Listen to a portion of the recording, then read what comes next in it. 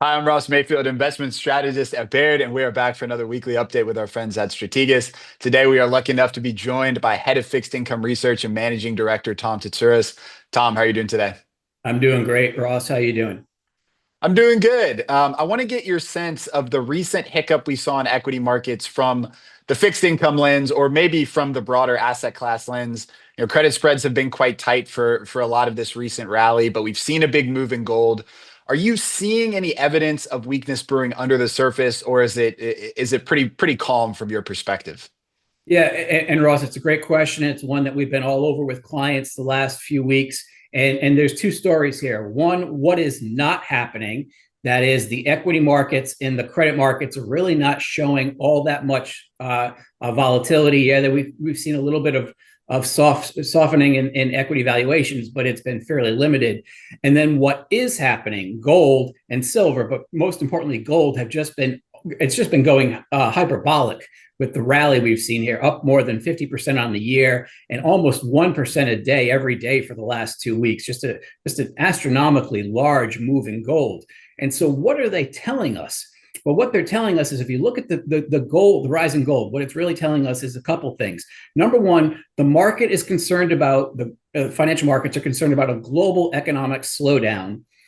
That is number one, and that typically you'd see gold rallying into that, but you would also see 10-year Treasury yields dropping drastically. You'd see German Bund yields dropping, JGB yields, French, UK yields all dropping and probably outperforming gold.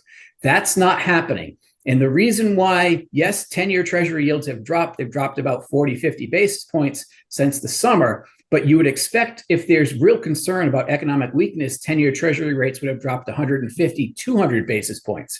So the markets are saying that there's a very grave concern that the global financial system is about to enter a normal, typical recessionary soft patch. And traditional safe havens like 10-year Treasuries and JGBs and German Bunds are no longer going to give investors the same price pop that they might have seen in the past. So there has to be an outlet, another avenue, or another asset that's going to increase in value if there is economic weakness, and that is gold. So what the gold rally is telling us, among other things, is that 10-year Treasury yields needed to be higher heading into any sort of economic softness, and or the inflationary pressures that we're seeing need to be lower for 10-year Treasury yields to rally and gold to be less of a valuable asset. That's not what's happening. What's happening is the market is saying economic weakness is coming. The Fed is going to be forced to cut more than it can afford to cut, thereby stoking the flames of inflation in the future. And Treasury supply is going to continue to rise, making 10-year Treasuries less of a safe haven. Not that it's not a safe haven, but less of a safe haven than you would see in the past. And so gold is becoming the alternative and even the preferred safe haven. So that's an important message. But underlying that message is still this belief that the market has that we are due for an economic correction. And you're not seeing that in credit markets. You're not seeing that in equity markets. And one of the beliefs is that we're not seeing this in credit markets in particular, because so much of the credit market, credit channel has shifted to the private credit space away from the public credit space. And what that means is if there is risk building there, and there's been two very high level defaults and bankruptcies in the last month or so in the private credit space that have caught people's attention. If there's risk building there, it's less easy to see. So you're not seeing it in public credit spreads. They're remaining tight because the problems are building outside of the public credit space.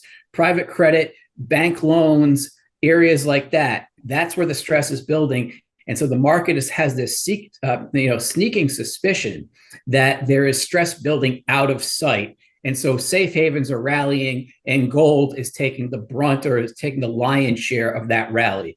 Now, what does that mean? It does not mean that we're going to head towards a recession or there's going to be a credit market blow up. It just means that the market is growing very, very concerned that that's the path that we're on.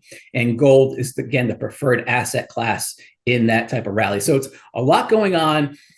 Reasons for investors to start to get cautious here. And every day that gold rallies, it's an important point to start assessing what your portfolio looks like on the credit and equity side, and as well, what does it look like on the Treasury side? Do you have enough Treasury duration in the event that equity prices drop?